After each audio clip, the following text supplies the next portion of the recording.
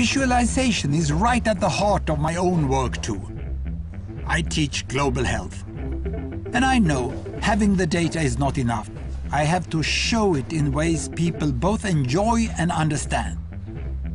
Now, I'm going to try something I've never done before. Animating the data in real space, with a bit of technical assistance from the crew. So, here we go. First, an axis for health, life expectancy, from 25 years to 75 years. And down here, an axis for wealth, income per person, $400, $4,000, and $40,000.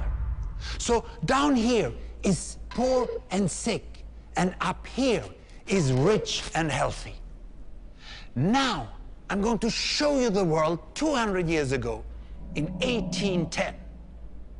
Here come all the countries. Europe brown, Asia red, Middle East green, Africa south of Sahara blue, and the Americas yellow.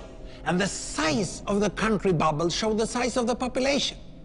And in 1810, it was pretty crowded down there, wasn't it? All countries were sick and poor. Life expectancy were below 40 in all countries. And only UK and the Netherlands were slightly better off, but not much.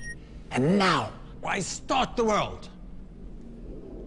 The Industrial Revolution makes countries in Europe and elsewhere move away from the rest. But the colonized countries in Asia and Africa, they are stuck down there. And eventually, the Western countries get healthier and healthier. And now we slow down to show the impact of the First World War and the Spanish flu epidemic. What a catastrophe! And now I speed up through the 1920s and the 1930s. And in spite of the Great Depression, Western countries forge on towards greater wealth and health. Japan and some others try to follow, but most countries stay down here. Now, after the tragedies of the Second World War, we stop a bit to look at the world in 1948. 1948 was a great year. The war was over, Sweden topped the medal table at the Winter Olympics, and I was born. But the differences between the countries of the world was wider than ever. United States was in the front, Japan was catching up. Brazil was way behind, Iran was getting a little richer from oil, but still had short lives. And the Asian giants, China, India, Pakistan, Bangladesh, and Indonesia, they were still poor and sick down here. But look what is about to happen. Here we go again.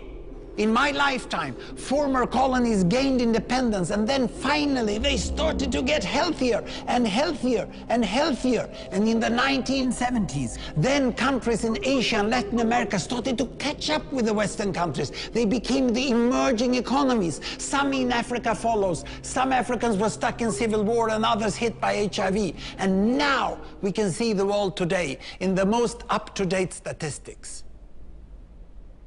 Most people today live in the middle, but there are huge differences at the same time between the best of countries and the worst of countries. And there are also huge inequalities within countries. These bubbles show country averages, but I can split them.